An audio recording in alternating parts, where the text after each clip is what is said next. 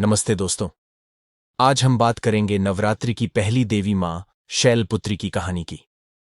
मां शैलपुत्री नवरात्रि के पहले दिन पूजी जाने वाली देवी हैं। ये देवी दुर्गा का प्रथम और सबसे मूल रूप मानी जाती है।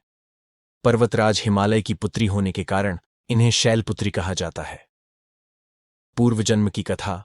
मां शैलपुत्री का पूर्व जन्म में नाम सती था। वे प्रजापति दक्ष की पुत्री और भगवान शिव की पत्नी थीं।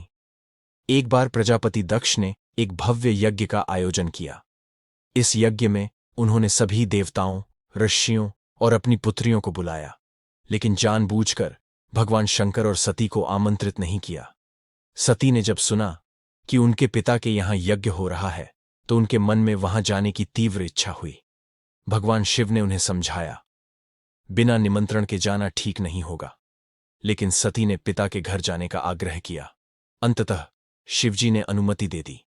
जब सती वहां पहुंची तो उन्होंने देखा कि न तो उनका स्वागत हुआ और न ही उनके पति शिवजी का सम्मान। उल्टा प्रजापति दक्ष ने सभा में भगवान शिव का अपमान किया। पति का अपमान देखकर सती का हृदय विदीर्ण हो गया। दुख और पीड़ा से व्याकुल होकर उन्होंने यज्ञ की अग्नि में कूदकर अपने प्राण त्याग दिए। भगवान शिव को जब इस घटना का समाचार मिला तो वे क्रोधित हो उठे। उन्होंने अपने गण वीरभद्र को भेजकर दक्ष का यज्ञ नष्ट करवा दिया। दूसरा जन्म शैलपुत्री। अगले जन्म में सती ने पर्वतराज हिमालय के घर जन्म लिया और इस बार वे पार्वतियां शैलपुत्री कहलाईं।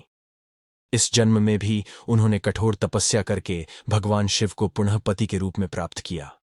मां शैलपुत्री का स्वरूप और महत्व। मां शैलपुत्री बैल पर सवार रहती हैं। उनके दाहिने हाथ में त्रिशूल और बाएं हाथ में कमल का पुष्पकावड़ होता है। वे भक्तों को अभय और आशीर्वाद प्रदान करती हैं।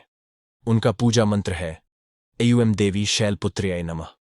मां शैलपुत्री नवरात्रि की पूजा का प्रारंभिक रूप है और वे मूलाधार चक्र की अधिष्ठात्री देवी मानी जाती हैं। उनकी उपासना से भक्त के जीवन में स्थिरता आती है और आध्यात्मिक जीवन को मजबूत आधार मिलता है। नवरात्रि में पूजन।